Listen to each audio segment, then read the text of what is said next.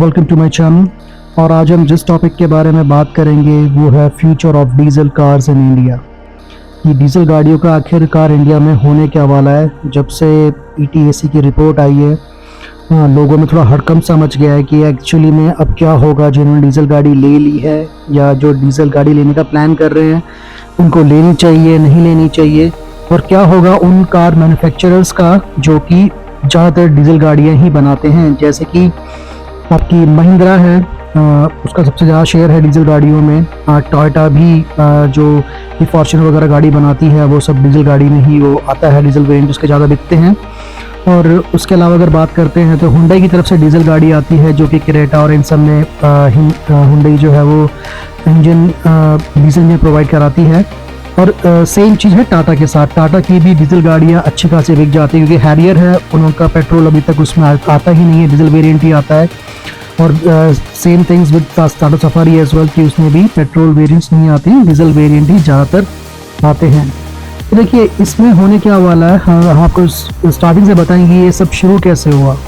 तो जो हमारी सरकार है वो पहुंची पेट्रोलियम मिनिस्ट्री के पास और उन्होंने बोला कि भाई ऐसा है, आप इसको ठीक कीजिए भाई, हमें जो है पॉल्यूशन जो है कम करना है, बिल्कुल कार्बन जो है हमारा, हमें कार्बन न्यूट्रल होना है।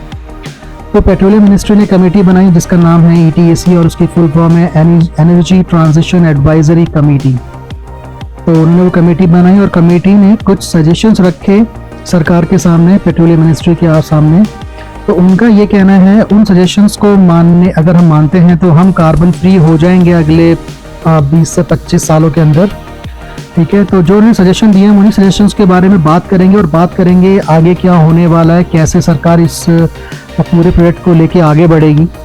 तो स्पेशली जो कमेटी है उसने बोला है कि जो Tier 1 और Tier 2 सिटीज़ हैं, ठीक है, उसमें हम पहले उनकी बात करेंगे और हम सबसे पहले बात करेंगे 2 और 3 व्हीलर्स की। उन्होंने साफ बोला है कि 2035 तक सभी Tier 1 और Tier 2 सिटीज़ में जितने भी 2 और 3 व्हीलर्स हैं वो सारे इलेक्ट्रिक ही सेल होने चाहिए। इवन यहाँ पर उन्होंने हाइब्रिड या जो फ्लैक्स फ्यूल आते हैं, या अगर बात चली थी कि भाई 2 व्हीलर्स में CNG वगैरह भी आनी चाहिए, उन्होंने उसके बारे में भी बात नहीं करी है। जो कमेटी ने गवर्नमेंट को एडवाइस दी है कि 2027 तक सभी डीजल व्हीकल्स जो हैं वो बैन हो जाने चाहिए। बट ये सिर्फ एडवाइस है, मुझे पता है बहुत लोगों में हड़कंप मच जाएगा इसमें, क्योंकि जिन्होंने अभी डीजल गाड़ियाँ ली हैं उनकी गाड़ी आने वाले अगले 4 सालों में नहीं चल पाएगी। ऐसा देखिए ये हो भी सकता है और नहीं भी हो सकता है, हालांकि अभी तक गवर्नमेंट ने इस पे कोई डिसीजन नहीं लिया है। लेकिन हाँ, गवर्नमेंट जिस तरीके से BS6 को वो लेकर आई है, उन्होंने BS5 को स्किप कर दिया और सीधा BS6 पर आई, और उसके बाद कुछ ही टाइम के अंदर उन्होंने BS6 स्टेज 2 भी उन्होंने लॉन्च कर दिया, एक्टिवेट कर दिया। तो देखिए गवर्नमेंट बिल्कुल कोई सीरियस डिसीजन लेने के मूड में तो है, लेकिन वो कब तक लेती है वो हमें देखना पड़ेगा। तो जो रिपोर्ट है, जो कमेटी है, उन्होंने गवर्नमेंट के आगे डीजल व्हीकल्स को लेकर जो सजेशन रखे हैं उसके बारे में बात करता हूँ। कि देखिए जो भी सिटीज़ हैं जिनकी पॉपुलेशन 10 लाख से ज़्यादा है वहाँ पर सभी डीजल व्हीकल्स 2027 तक बैन हो जाने चाहिए। और जैसे मैंने पहले बताया कि ये जो है ये एडवाइस है ये उनकी। 2027 तक हम सब EV में तो कन्वर्ट नहीं हो सकते हैं, इसलिए उन्होंने वहाँ पर पेट्रोल और फ्लैक्स फ्यूल जो होता है आपका हाइब्रिड व्हीकल जो है उसको उन्होंने कंसिडर करने के लिए कहा है। हालांकि ये भी सिर्फ शॉर्ट टर्म के लिए है। मैं आपको बताना चाहूँगा इवन जो CNG व्हीकल्स हैं और जो पेट्रोल व्हीकल्स हैं उसके लिए भी उन्होंने 2035 तक का ही टाइम दिया है। 2035 के बाद ये सब जो है आपके बिल्कुल बंद हो जाने चाहिए, सिर्फ इलेक्ट्रिक व्हीकल्स ही चलेंगे। अब बात कर लेते हैं कि चलो भाई अगर सारे डीजल व्हीकल बंद हो जाएंगे तो जो लोग इंटरसिटी ट्रैवल करते हैं बसेस के अंदर उनका क्या होगा। तो इंटरसिटी जो ट्रैवल करते हैं और जो बसेस हैं उसको लेके भी उन्होंने बात कही है कि भाई 2024 के बाद कोई भी इंटरसिटी जो व्हीकल है या बस है वो जो है वो डीजल में नहीं होनी चाहिए। उन्होंने CNG के लिए मैंने बताया कि आपको 2035 तक का टाइम दिया, क्योंकि CNG पे अभी भी बसेस चल रही हैं तो उसके लिए उन्होंने 2035 तक का टाइम दिया, लेकिन डीजल के लिए वो सिर्फ 2024 तक का ही कह रहे हैं। 2030 के बाद अब इलेक्ट्रिक जो बसेस सेल होंगी वो सिर्फ और सिर्फ इलेक्ट्रिक ही सेल होंगी, वो चाहे इंटरसिटी हो या चाहे आपकी इंट्रा सिटी हो। अब अगर इंटरसिटी बस सिर्फ इलेक्ट्रिक होंगी तो वहाँ पर मतलब चार्जिंग का इशू आ जाएगा कि भाई रास्ते में रुक के बस को चार्ज करना पड़ेगा। तो वहाँ पर उन्होंने बोला है कि जितनी भी कंपनीज हैं उनको उनकी R&D टीम को स्वैपेबल बैटरी की टेक्नोलॉजी के ऊपर काम करना पड़ेगा, जो कि टू व्हीलर्स के अंदर अभी भी आ रही हैं। अब आते हैं कि चलिए भाई ये तो हो गई हमारी ट्रांसपोर्टेशन की बात। अब उस चीज़ का क्या जिस पे पूरी देश की इकोनॉमी टिकी रहती है, और वो है गुड्स एंड कार्गो ट्रांसपोर्टेशन, क्योंकि ये तो बहुत ज़रूरी चीज़ है। तो इसको सरकार ने बोला है कि जितने भी डीजल व्हीकल्स हैं वो सारे बंद हो जाने चाहिए, और उन्होंने बोला है कि इसके लिए गवर्नमेंट को जो ट्रेन ट्रांसपोर्टेशन है उसको ज़्यादा यूज़ में लाना होगा, ताकि जल्दी से जल्दी सभी जितने भी ट्रांसपोर्टेशन डीजल व्हीकल्स हैं वो बंद किए जा सकें। हालांकि उन्होंने इसके लिए टाइम 2027 तक का कहा है उनको, और इस बीच उन्होंने फ्लैक्स फ्यूल और इथेनॉल ब्लेंडिंग वगैरह है वो भी यूज़ करने के लिए कहा है। लेकिन देखिए ये सब एकदम से तो नहीं होने वाला है, ठीक है।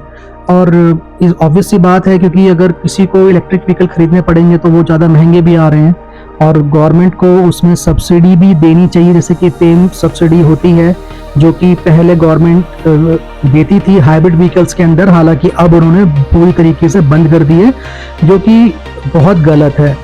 अब मैं इस पूरे सिनेरियो के अंदर मैं आपको अपनी भी चीज़ बताना चाहूँगा, क्योंकि मैंने भी ये चीज़ एक्सपीरियंस करी और मुझे भी थोड़ा दुख है इस चीज़ को लेकर कि मैंने भी देखिए डीजल गाड़ी ली थी 2016 में, और उसमें जो कहा गया था कि मेरे पास शियाज की हमने मारुति की शियाज गाड़ी थी जो कि डीजल हाइब्रिड वर्जन था, और उसमें बताया गया था कि आपको जो आरसी जो मुझे मिली थी उसमें 15 साल ही थे, और उसमें ये भी कहा गया था कि आपकी गाड़ी जो है वो 2000 तकरीबन मैंने 16 में ली थी तो 2031 तक वो गाड़ी चलेगी।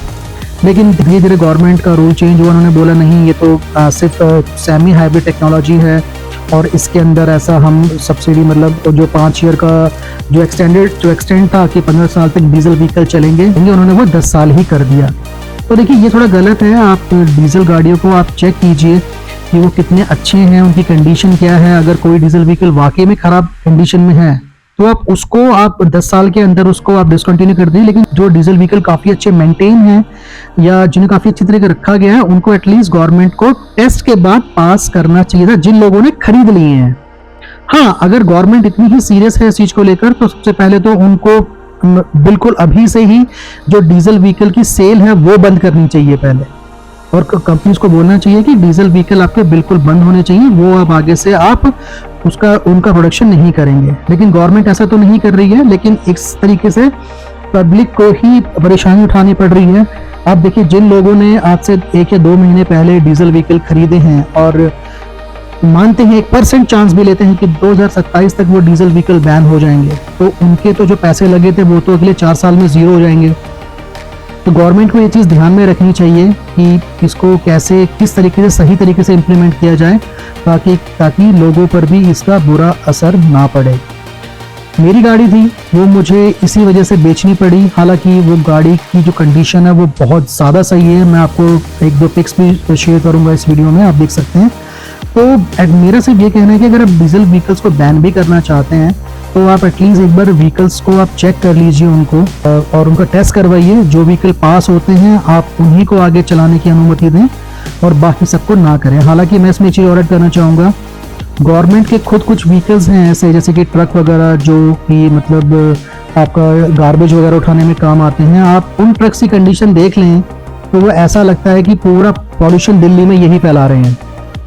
लेकिन गवर्नमेंट उनके लिए उनके पास कोई भी वो नहीं है, मतलब कि वो बैन होने चाहिए या नहीं होने चाहिए या हटने चाहिए या गवर्नमेंट को नए ट्रक्स खरीदने चाहिए, ऐसा कुछ नहीं है। लेकिन हाँ, सारे रूल्स और रेगुलेशन जो होते हैं वो बेसिकली पब्लिक पे ही थोपना गलत है।